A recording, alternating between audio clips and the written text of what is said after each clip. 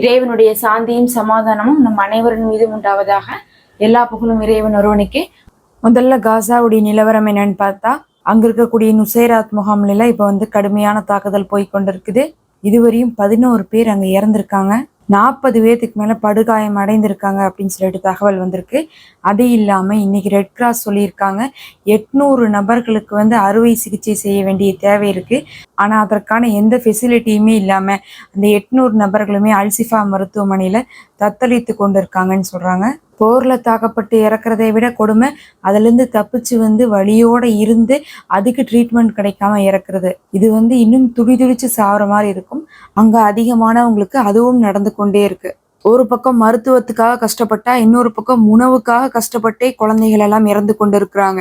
அவர்களுக்கு போதிய அளவு ஊட்டச்சத்து கிடைக்காமலே அங்க 3000 குழந்தைகளுக்கு மேல இறக்கக்கூடிய நிலைமையில இருக்காங்கன்னு சொல்லிட்டு செம்பரை சங்கத்துல இருந்து அறிவிச்சிருக்காங்க. இதுக்கு நடுவுல தான் அமெரிக்கா என்ன பண்ணியிருந்தாங்க, ஒரு மிதக்கக்கூடிய பாலத்தை கட்டியிருந்தாங்க. அந்த பாலத்தின் மூலமாக நாங்க காசா மக்களுக்கு உணவு கொடுக்க போறோம், அது மட்டும்தான் எங்களுடைய நோக்கம், வேற எதுவுமே எங்களுடைய நோக்கம் இல்லைன்னு சொல்லிட்டு மிதக்கக்கூடிய பாலத்தை கட்டியிருந்தாங்க. அந்த பாலம் என்னாச்சு, அதை அடிச்சுட்டு போய் ரொம்ப நாள் ஆச்சு. அடிச்சுட்டு போனதை இப்ப மறுபடியும் நேற்றைய தினம் மீள கட்டமைத்திருக்காங்க. இப்ப அந்த பாலம் ஒழுங்கா இருக்குது. அதனால சைப்ரஸ்ல இருந்து 600 டன் உணவுகளோடு மீண்டும் கப்பல் வந்துட்டு இருக்கு காசாவுக்குன்னு சொல்லிட்டு அவங்க அறிவிச்சிருக்காங்க.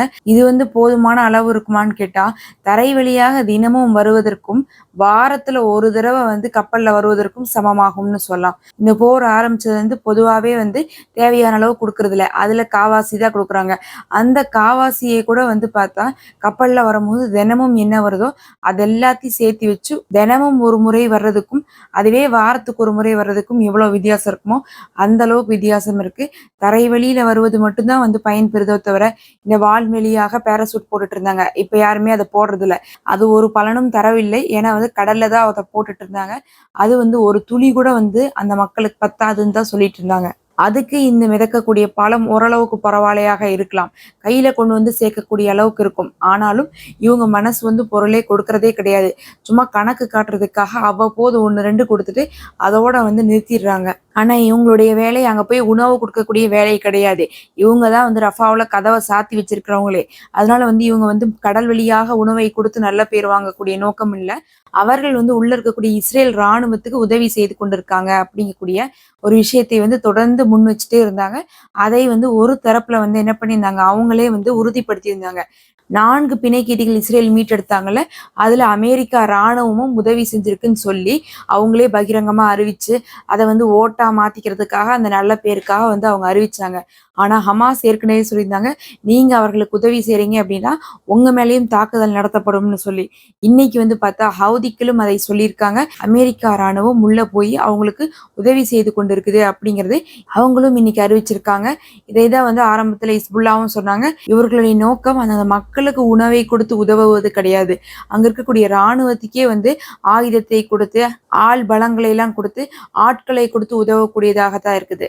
இதற்கிடையில இப்ப இஸ்ரேல்ல என்ன நடந்துட்டு இருக்குன்னு பார்த்தா, நேற்றைய தினத்துல இன்னுமே ஆர்ப்பாட்டம் எல்லாம் அதிகமாக வெடிச்சிருக்குன்னு தான் சொல்லணும்.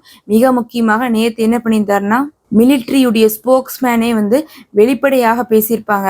ஹமாஸை அழிக்க முடியாது, ஹமாஸ் அப்படிங்கிறது அங்க இருக்கக்கூடிய கொள்கை, அந்த மக்கள் மனசுல நிலைநாட்டி இருக்கிறாங்க, அவர்களை நம்மளால அழிக்கவே முடியாது, நம்மளுடைய இராணுவம் தான் அழிஞ்சிட்டு இருக்குது அப்படிங்கிறதே தெளிவா சொல்லிட்டு நெத்தனியாக சொல்றதெல்லாம் நம்பாதீங்க அப்படின்னு இருப்பாரு. அது இன்னைக்கு பெரும் பிரச்சனையா இருக்கு. ஒரு பக்கம் கவர்மெண்ட், இன்னொரு பக்கம் மிலிட்ரி மாத்தி மாத்தி சண்டை போட்டிருக்காங்க. இதனால இன்னைக்கு மக்களும் ஆர்மியே சொல்லுது, இன்னுமா நீங்க போற நிறுத்தாம இருக்கீங்கன்னு சொல்லிட்டு கவர்மெண்ட்டை எதிர்த்து கோஷங்கள்லாம் போட்டுட்டு இருக்காங்க. இந்த நிலைமையில இன்னைக்கு இராணுவத்துடைய ஆய்வாளர்னா அவரு இராணுவத்துல ரொம்பவே மிகவும் முக்கியமான பங்குல இருக்கக்கூடியவர். அவரு தான் ஆய்வு செஞ்சு தகவல்லாம் கொடுக்கக்கூடியவர். அப்படிப்பட்ட ஆய்வாளர் இன்னைக்கு ஒரு கட்டுரை எழுதியிருக்காங்க. அதுல அவர் என்ன சொல்றாருன்னா, நேத்து அந்த இராணுவத்துடைய ஸ்போக்ஸ்மேன் சொன்னதை குறிச்சு சொல்றாரு. இராணுவம் இப்போது காசாவுல சண்டையிட விரும்பவில்லை, ஆனால் நெத்தனியாகு தான் நீங்களே சண்டையிட வேண்டும்னு சொல்லி வற்புறுத்துறாரு அப்படிங்கிறதே அவங்க தெரிவிச்சிருக்காங்க. தன்னுடைய பதவிக்காகத்தான் நெத்தனியாகு இதை தொடர்ந்து நடத்தி கொண்டிருக்காரு, இராணுவத்துக்கே பெரும் அழுத்தத்தை கொடுத்துட்டு இருக்காருன்னு சொல்லிட்டு பகிரங்கமாக தெரிவிச்சிருக்காங்க. இதையெல்லாம் பார்க்கும்போது என்ன ஆகும், ஒரு கட்டத்துல இவங்க ஆட்சியை விட்டு விலக போறதே கிடையாது. நெத்தனியாகு ஆட்சியை தக்க வைக்கிறதுக்காகவும் எலெக்ஷன் வரக்கூடாதுங்கிறதுக்காகவும் போர் செஞ்சுட்டே இருந்தா ஒரு லிமிட்டை தாண்டி போகும்போது மக்கள் என்ன பண்ணிடுவாங்க, இராணுவ ஆட்சியை எடுக்கிறதுக்கான எல்லா வாய்ப்புகளும் இருக்குதுன்னு சொல்லிட்டு எதிர்பார்க்கப்படுது. அப்படி இராணுவ ஆட்சி வந்துருச்சுன்னா அங்க இருக்கக்கூடிய ஆட்சி அப்படிங்கிறது கலைக்கப்பட்டு விடும். மக்கள் என்ன எதிர்பார்த்தாங்க, அங்க நெத்தனியாகு இப்ப இருக்கக்கூடாது, ஆட்சி மாற்றம் ஏற்படணும், போர் நிக்கணும் அப்படிங்கக்கூடிய நிலைமை வரும். அப்ப இராணுவமே ஆட்சிக்கு வந்துருச்சுன்னா, இராணுவம் ஆல்ரெடி சொல்லிட்டு இருக்காங்க, காசால போர் செய்யறது எங்களால முடியல, நாங்க காசால போர் செய்ய விரும்பலன்னு இருக்கும் போது, சூழ்நிலைக்கு தக்கவாறு முடிவை எடுக்கும் போது இராணுவமே அவங்களுடைய போரை நிறுத்தக்கூடிய நிலைமை ஏற்பட்டுரும்னு சொல்லி எதிர்பார்க்கப்படுது. இதே வேலையை தான் இவங்க பல வருஷமாக அமெரிக்கா என்ன பண்ணியிருந்தாங்க, ஈராக்ல ஆகட்டும் மற்ற முஸ்லீம் நாடுகள்ல போய் இராணுவத்தை ஒரு பக்கம் கிளப்பி விட்டுருவாங்க, கவர்மெண்ட்டை ஒரு பக்கம் கிளப்பி விட்டுருவாங்க. அவங்களுக்குள்ளேயே சண்டை போட்டு என்ன ஆகும், இராணுவ ஆட்சி வரும். அதுக்கப்புறம் என்ன பண்ணுவாங்க, அமெரிக்காவுடைய கண்ட்ரோலுக்கு வரும். இப்ப இந்த வேலையை இஸ்ரேலுக்குள்ள வேற யாரும் தூண்டுவிக்கவே தேவையில்லை, இஸ்ரேலுக்குள்ள தானாகவே நடக்குது. அமாஸ் அடிக்கிற அடியில அங்க இருக்கக்கூடிய மக்களும் எதிர்க்கிறாங்க, இராணுவமும் எதிர்க்கிறாங்க. அப்படி இருக்கும்போது ஆட்சியில இருக்கிறவங்களுக்கு அது மிகவும் நெருக்கடியாக மாறி இருக்கு. இன்னும் அந்த ஆய்வாளர் தெளிவா சொல்றாரு, நெத்தன்யாகு மொத்த வெற்றியை அடைந்து விடலாம்னு சொல்லி ஏமாற்றி கொண்டே இருக்கிறாரு, மக்களையும் சரி இராணுவத்தையும் சரி. மொத்தமாகவே வெற்றி அடைஞ்சிருவோம் அப்படிங்கக்கூடிய ஒரு வார்த்தையே இல்லை. நீங்க போர் செஞ்சா செஞ்சுக்கிட்டே இருப்பீங்க, இந்த போரை நிறுத்தாம அது மட்டும்தான் இப்ப நடக்குமோ தவிர வெற்றி அடையிறது அப்படிங்கக்கூடிய பேச்சுக்கு இடமில்லை. நீங்க பல ஆண்டுகள் இனிமேல் போர் செய்ய தேவை இருக்கும். நீங்க மட்டும் போற நிறுத்தலைன்னா அது பல ஆண்டுகள் தொடர்ந்து கொண்டே இருக்கும். நீங்க இதுக்கு முன்னாடி 1945 67 போய் என்ன பண்ணீங்க, கைப்பற்றி கொண்டு வந்தீங்களே, வெற்றி அடைந்து வந்தீங்களே, அது இந்த தடவை நடக்காது. அப்படி உங்களால இந்த தடவை செய்ய முடியாது, செய்யவும் ஹமாஸ் விடமாட்டாங்க. அந்த மக்களும் உறுதியா இருக்காங்க, அங்க இருக்கக்கூடிய போராளிகளும் பலசாலியாக இருக்காங்க, அவங்கள்ட்ட துல்லியமான திட்டம் இருக்கு, நீங்க நினைக்கிறது நடக்காது அப்படிங்கிறதே இஸ்ரேல் இராணுவத்துடைய ஆய்வாளரே சொல்லியிருக்காரு. இவ்வளவு பிரச்சனை இருக்குதே, நெத்தனியாவை எப்படி அடுத்த ஆட்சியை அமைப்பாரு அப்படிங்கக்கூடிய பெரும் கேள்வி இருக்கு. ஆனா அவர் ஒரு பிளான் போட்டு வச்சிருக்காரு.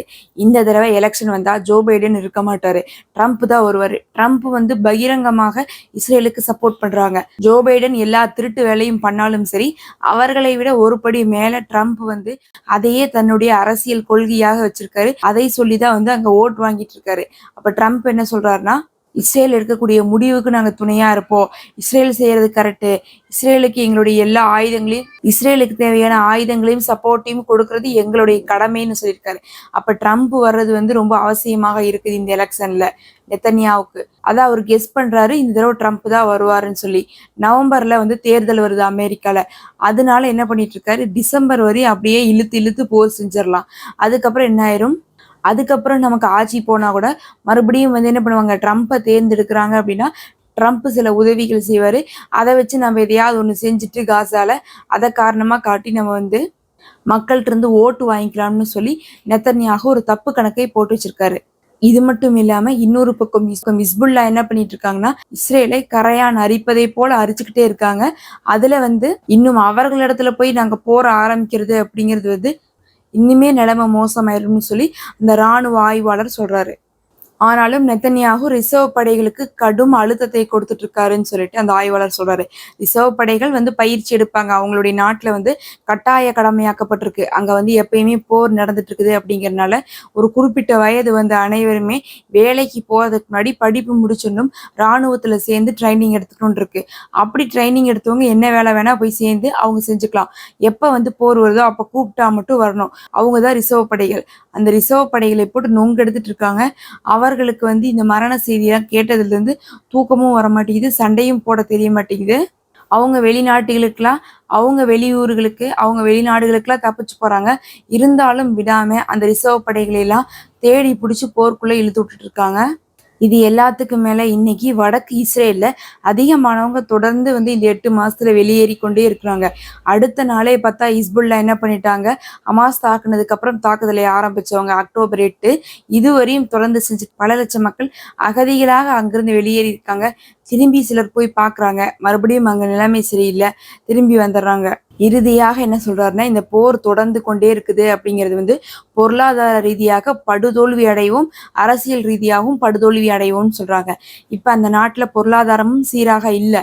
இஸ்ரேலில். அதே மாதிரி அரசியலும் சீராக இல்லை, கட்சிகளுக்குள்ள ஒரே சண்டை, தலைமைகள் மேலே வந்து எல்லாருக்குமே ஆசை, நாங்கள் வந்தோம்னா இதை செய்வோம், நீங்கள் என்னத்தை செஞ்சிட்டீங்க போரில் அப்படிங்கக்கூடிய கேள்வி தான் எதிர்கட்சிகள் முன் வச்சுட்டு இருக்காங்க. அதனால அரசியல் தன்மையும் வந்து இப்போ அங்கே இல்லாமல் போயிட்டு இருக்கு ஒரு உறுதியாக. அதே மாதிரி பொருளாதாரம் ரொம்ப சரிஞ்சு போச்சு.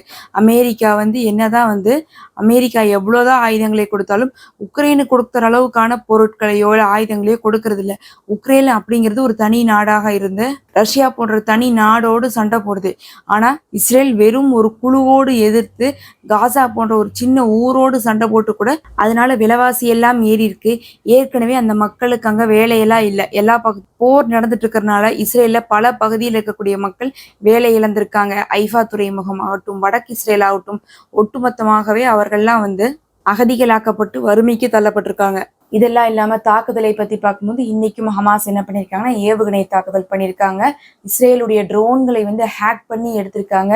சில ட்ரோன்களை சுட்டு வீழ்த்தியிருக்காங்க. அவங்க காட்டுறாங்க இதெல்லாம் வந்து அதிநவீன ட்ரோன்கள், இங்கதான் கேமரா வச்சு எங்களை கண்காணிச்சுட்டு இருக்காங்கன்னு சொல்லிட்டு அவங்க டெமோ காமிச்சிட்டு இருக்கக்கூடிய வீடியோக்கள்லாம் வெளியே இருக்குது.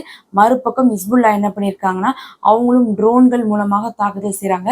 அந்த ட்ரோன் போய் ஒரு தளத்தை வந்து மேல இருந்து கேப்சர் பண்ணதுக்கு பிறகு வந்து அங்க தாக்கக்கூடிய காட்சிகள் சொல்லி இடம்பெற்றிருக்கு. இங்க இப்ப அயன்டோம்னு ஒண்ணு இருந்துட்டு இருந்துச்சு, அது வந்து ஏவுகணை தாக்குதலை வந்து முறியடிக்கக்கூடியதா இருந்துச்சு. அதே மாதிரி அவங்க ராணுவ தளத்துல எல்லாம் வந்து ட்ரோன் டோம்னு ஒண்ணு வச்சிருக்காங்க. அதாவது ட்ரோன்கள்லாம் வருது கண்காணிக்குதுன்னா அதை வந்து சுட்டு வீழ்த்திருக்கு. இருந்தும் கூட அதுக்கு மேலேயே போய் இவங்க தாக்குதல் செய்யறாங்க. அதை கூட கண்டுபிடிக்க முடியாம, சென்சார் பண்ண முடியாம அடி வாங்கிட்டு இருக்க மாதிரியான காட்சிகளை இன்னைக்கு ஹிஸ்புல்லா வெளியிட்டு இருக்காங்க. இதெல்லாம் எந்த அளவுக்கு இவங்க பலவீனமாக இருக்கிறாங்கன்னு காட்டுது. அதனாலதான் வந்து எல்லா கண்காணிப்பு சாதனங்களை எல்லாத்தையுமே வந்து வடக்கு இஸ்ரேல்ல ஒண்ணுமில்லாம பண்ணிட்டோம். இப்ப அவங்களுக்கு கண்ணும் தெரியாது, காதும் கேட்காது, அந்த அளவுக்கு வந்து தகவலை எல்லாம் பெற்றுக்கொள்ளக்கூடிய கருவிகள் இல்லை அப்படிங்கறத சொல்லிட்டாங்க. அவங்களுக்கு கண்ணும் காதுமாக இருக்கக்கூடிய அனைத்துமே வந்து அங்க இருக்கக்கூடிய உளவு கருவிகள் தான். அது இப்ப 0 ஆயிடுச்சு அப்படிங்கறதை தெரிவிச்சிருந்தாங்க. அதுக்கு வந்து ஒரு சாம்பிளா இன்னைக்கு வந்து வீடியோவை பார்க்கும்போது அந்த ட்ரோன் டோம் அப்படிங்கிறது இன்னுமே அதை வந்து உறுதிப்படுத்தியிருக்கு. இதெல்லாம் தான் முக்கியமான செய்திகள். நம்ம அடுத்த ஒரு காணொளியில இன்னும் சில தகவல்களோடு உங்களை சந்திக்கலாம். தொடர்ந்து இணைந்திருங்கள்.